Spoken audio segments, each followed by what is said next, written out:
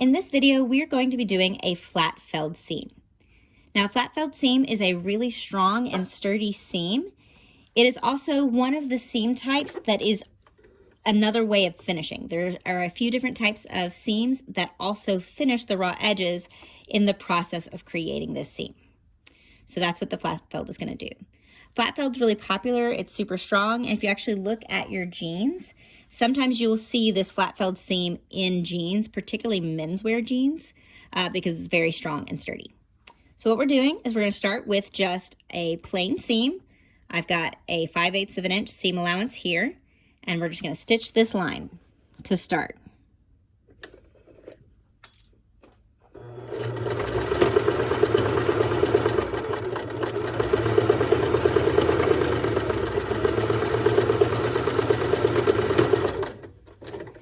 There are several seams that start with just a plain seam, and then you do additional steps after that to turn them into something else.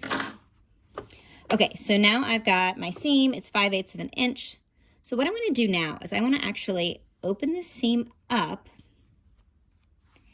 and I want to trim one of these seam allowances, not both, just one.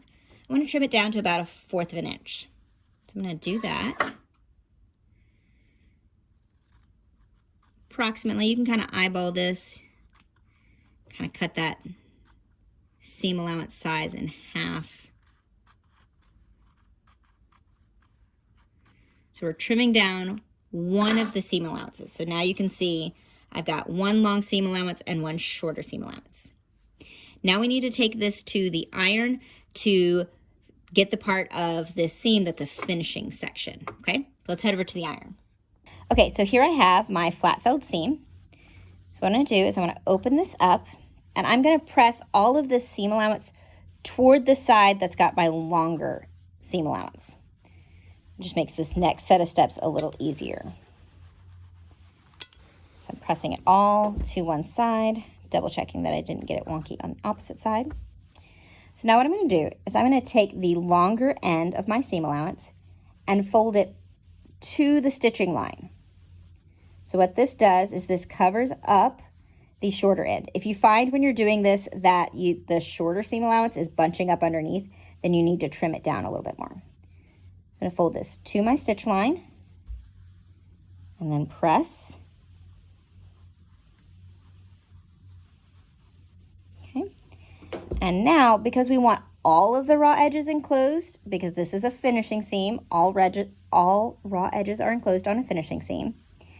There is a raw edge visible here. So if we were to stitch like this, then we'd still have a raw edge. So what we need to do is flip this the other way so that all the raw edges are tucked underneath. I'm going to give this a press so it kind of stays in place. Right. This is a lot of pressing, but I find that it helps give me nice, cleaner lines. So now what I'm going to do is I'm going to pin this fold down, and I'm going to stitch right here along this edge, okay?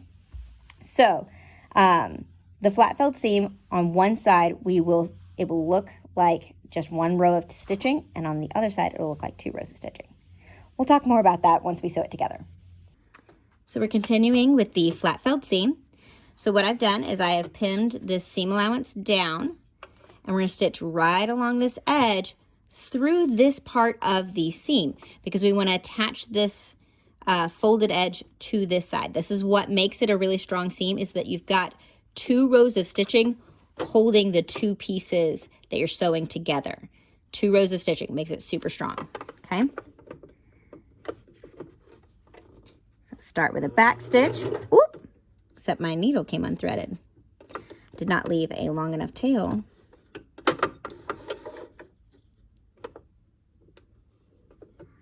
All right, let's try this again.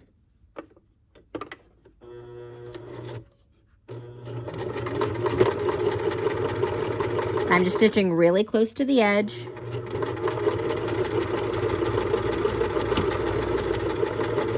As close as you can get, because you don't want this edge to unfold. Okay, and I back stitch at the end.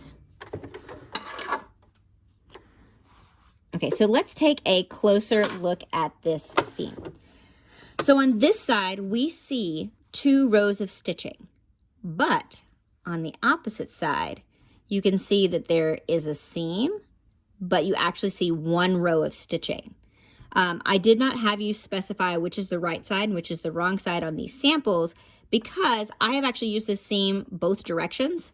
I have done it so that you see both of these rows of stitching because I wanted the aesthetic of both of those lines visible.